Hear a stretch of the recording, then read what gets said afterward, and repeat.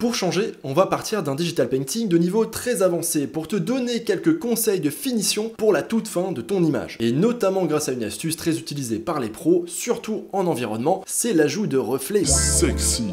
C'est facile, rapide et ça rend toujours super bien. Pour cette vidéo, je te partage des extraits de la correction vidéo que j'ai faite pour l'élève Machu, ou Machou, je sais pas comment ça se prononce, dont tu vois le digital painting à l'écran. Il l'a fait à la toute fin des cours pour la partie 3 du programme indispensable sur Digital Painting School. Déjà, bravo à lui pour cette image très solide, passons maintenant à mes conseils. Ah, et reste bien jusqu'au bout, car j'ai décidé en dernière minute d'ajouter une partie qui n'était pas prévue à la fin de la vidéo. Allez, c'est parti!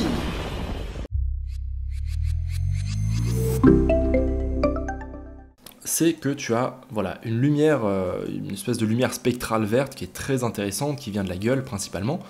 Et moi j'ai pensé que ça pourrait être très sympa de la retrouver un peu plus, tu vois, en reflet dans l'eau. Alors pour faire ça, il y a plusieurs méthodes, mais on va faire la plus rapide. Donc là je vais simplement dupliquer voilà, tout le haut. Voilà, je supprime, donc je ne garde que ça. Et je vais simplement faire CTRL-T, clic droit, symétrie d'axe vertical. Et je replace ça, voilà, de cette manière, à peu près en dessous, aligné pardon, avec la ligne d'horizon. Voilà, un petit coup de gomme. Je baisse l'opacité histoire de voir ce que je fais. Je mets un masque de fusion et je ne vais l'afficher que là où il y a de l'eau. D'ailleurs, je vais garder un brush texturé pour la bonne et simple raison que là, on est sur un marécage. Donc, voilà, l'eau n'est pas parfaitement propre. Elle peut être au contraire pleine de résidus. Il peut y avoir de la végétation qui flotte dessus, des saletés, peu importe. Donc, je trouve que c'est limite pas plus mal. Alors là, bien sûr, je le fais à la va-vite. Hein. Toi, tu as les calques, enfin, j'imagine. Tu as sûrement des calques, donc tu pourras faire ça plus proprement que moi. Moi, je vais évidemment dépasser un petit peu. Ça va être un peu brouillon, mais évidemment, je te laisserai faire mieux que moi.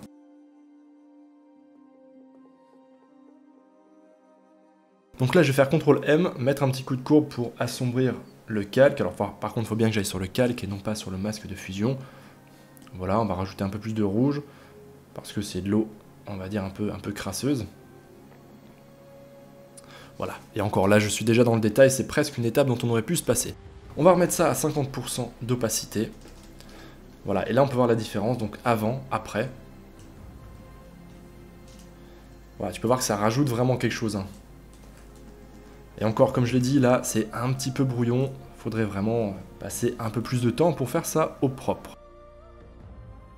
En tout cas, voilà pour cette partie. Mine de rien, tu vois que ça change déjà pas mal l'ambiance lumineuse et je trouve que ça ajoute un vrai truc. Maintenant, on va passer à la suite. Je vais aussi renforcer un tout petit peu la lumière ici sur ces épines dorsales.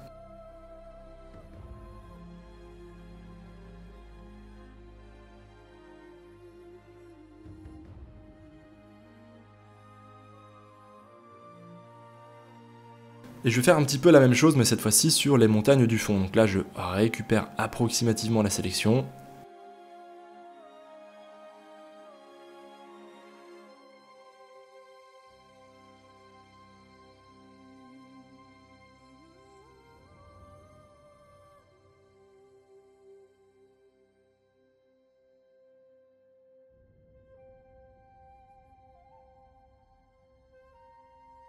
En tout cas, ça commence à être bien cool, et la dernière chose que je vais faire, je pense, je vais créer un nouveau calque.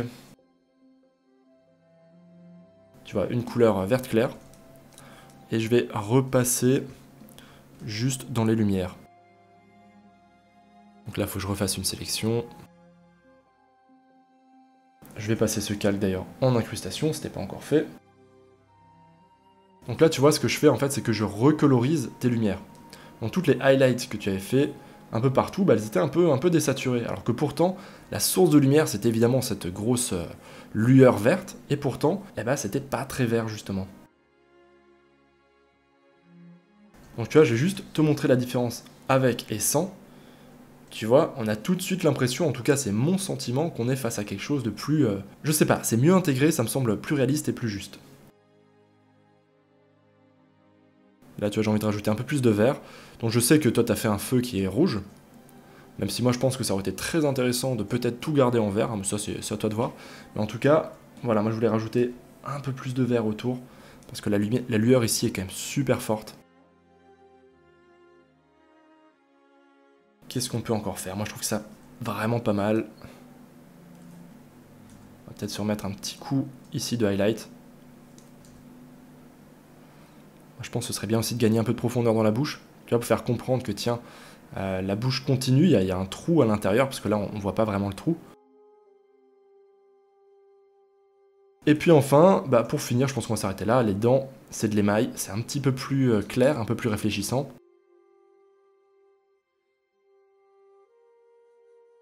On va remettre de nouveau plus de vert ici, puisque là l'œil est quand même censé faire une grosse lueur, hein. On a beaucoup de brume un peu partout, donc on y va. D'ailleurs je pense même que je vais en rajouter un peu partout.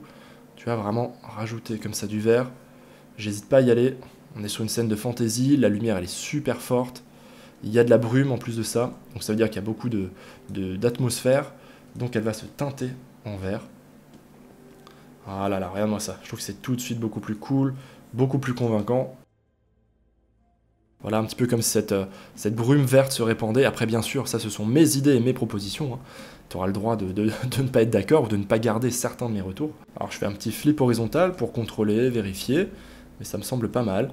Et moi, tu vois, la dernière chose que j'aurais faite à ta place, je vais créer un nouveau calque, c'est que j'aurais pris, alors, soit en photo bashing à partir de photos de fumée, soit à partir de custom brush. J'aurais rajouté en fait de la fumée, ou plutôt de la brume au niveau du, on va dire, du bas de l'image. On va prendre ici le brush mist, mais vraiment, vu le niveau de détail de ta création, je te conseille de le faire à partir de photos.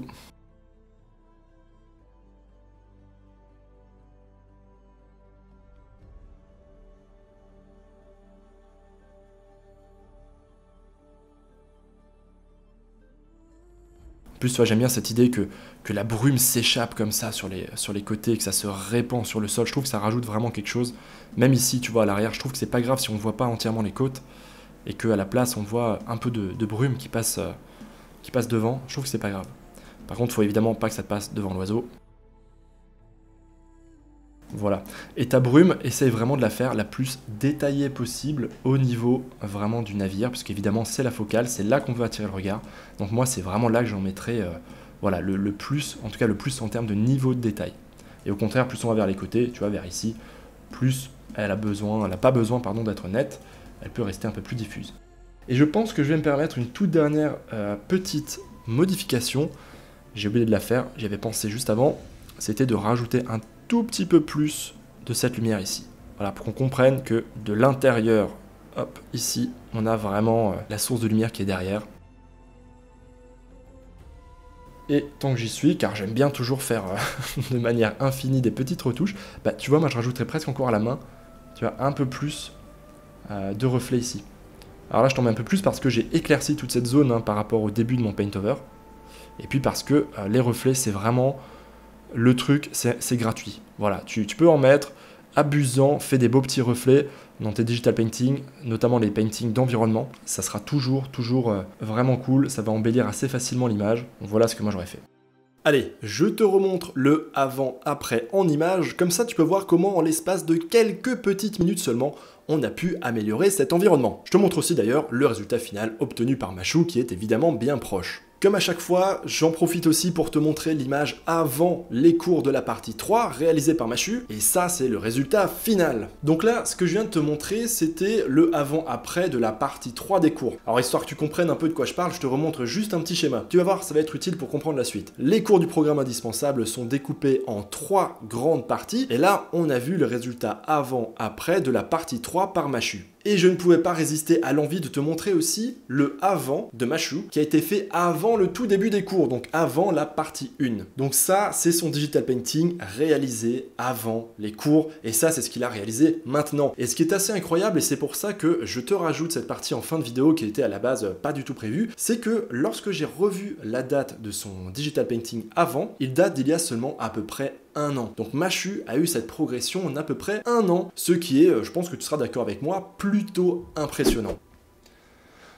Ok, on peut aussi présenter ça comme ça, c'est pas faux Leonardus. J'en profite donc pour refaire passer ce message que je dispense déjà sur la chaîne depuis sa création, c'est que vraiment n'importe qui peut progresser et peut atteindre un excellent niveau, se faire vraiment super plaisir en digital painting, voire même pourquoi pas avoir des ambitions professionnelles. Là, on voit le résultat qu'a obtenu un élève en seulement 1 an. C'est bien la preuve que tout le monde peut l'apprendre et que si on s'en donne les moyens, si on s'investit vraiment, on peut atteindre ce genre d'objectif. Je voulais donc te partager cette grosse progression parce que je la trouve vraiment motivante motivante, hein. J'espère que ça va t'insuffler justement un peu de motivation et que ça t'aidera cette année à atteindre les objectifs que tu t'es fixés. Et j'en profite aussi pour faire un deuxième discours. Si jamais tu es en train d'apprendre le digital painting, que tu progresses en dessin, mais que tu vois cette progression incroyable de Machu, quand tu vois vraiment sa transformation en un an seulement et que tu te compares peut-être à toi-même, si ça fait plus longtemps que ça, que tu es en plein apprentissage, hein, et que tu ne vois pas de résultats aussi époustouflants aussi vite, je tiens à te rassurer, c'est totalement normal et ce n'est pas une course. Des progressions aussi rapides, ça peut arriver, mais ce n'est quand même pas super fréquent, hein, ne te mets pas une pression inutile dessus. Déjà, il faut prendre en compte que dans le cas de Machu, il y a plusieurs facteurs qui ont joué en sa faveur. Déjà, premièrement, j'imagine qu'il a une très bonne capacité d'apprentissage. On ne naît pas tous avec le même talent et certains ont besoin d'un peu plus de temps pour apprendre certaines choses. Et en soi, je trouve ça très bien, chacun est différent. Deuxièmement, je ne connais pas sa situation, donc je me trompe peut-être, mais j'imagine que Machu a passé beaucoup de temps toutes les semaines sur les cours, peut-être même qu'il avait la chance d'être à plein temps dessus. Évidemment, ce n'est pas un luxe que tout le monde peut se permettre si on a un travail ou des études à côté, par exemple. Troisièmement, il a eu là aussi la chance d'avoir les cours du programme indispensable sur le site, donc il a vraiment un très bon support d'apprentissage avec en plus un suivi réalisé par des formateurs qui sont des artistes professionnels, etc. etc. Donc ça aussi, mine de rien, c'est un gros coup de boost pour progresser plus vite. Quatrièmement, là encore, je ne connais pas personnellement Machu, mais on peut très bien imaginer qu'il n'a pas eu de problème personnel particulier dans cette dernière année. Parce qu'après tout, les aléas de la vie, ça peut arriver à tout le monde, hein. On peut avoir des problèmes de santé, un pépin personnel, un truc qui va nous bouffer du temps, de l'énergie, et forcément qui va un petit peu rogner le temps alloué au digital painting. Donc là, dans le cas de Machu, tu vois que ça fait 4 paramètres, et on peut imaginer que tous ces paramètres étaient vraiment optimisés au maximum. Il a un petit peu en quelque sorte toutes les planètes qui étaient alignées pour avoir vraiment une très belle progression le plus vite possible. Donc évidemment, si on compare à quelqu'un d'autre qui est dans une situation différente, évidemment qu'on peut mettre beaucoup plus de temps et qu'on peut facilement mettre 2 ans, 3 ans, même plus encore pour progresser et atteindre un très bon niveau. Ça dépend, comme tu l'as vu, du temps investi, de ses capacités d'apprentissage, ça dépend aussi des aléas de la vie, du temps qui est disponible et également des supports d'apprentissage. Et dernier point à prendre en compte, hein, je vais quand même pas enlever le mérite de Machu qui lui est dû, il a quand même travaillé dur. Voilà, il s'est vraiment investi, il a investi de l'argent, du temps, de l'énergie dans cet apprentissage et donc forcément ça a payé. Au passage, si jamais tu veux voir d'autres progressions très impressionnantes, je t'invite à aller sur Digital Painting School, sur la page galerie et de regarder les progressions des autres élèves. Là, tu verras des dizaines et des dizaines d'exemples de progression d'élèves qui ont suivi les cours. Tu verras que les niveaux de départ sont souvent très différents et il y a toujours une progression notable, voire même des fois vraiment très impressionnante. Et je reviens sur le temps que ça prend. Pour certains de ces élèves, ça a pris 1 an, des fois 2 ans, des fois 3 ans, même certains ont mis plus de temps que ça pour finir les cours. Donc vraiment, ne te mets pas de plaisir. Le plus important, ce n'est pas au bout de combien de temps tu atteins ton objectif, c'est surtout d'y prendre plaisir. Je sais que ça fait phrase cliché, mais pourtant c'est vrai. En tout cas, j'espère que ça a pu t'insuffler un tout petit peu de motivation. Ça peut permettre de se remettre un petit peu sur le bon rail, de se refaire un petit boost de motivation et de bien attaquer cette année. L'art digital t'intéresse? Tu as envie d'apprendre ou de progresser en digital painting ou peinture numérique en français? Je t'invite à aller sur digitalpainting.school. Tu retrouveras une communauté super sympa, des cours de qualité et un paquet de ressources gratuites. Allez, on se retrouve là-bas l'artiste.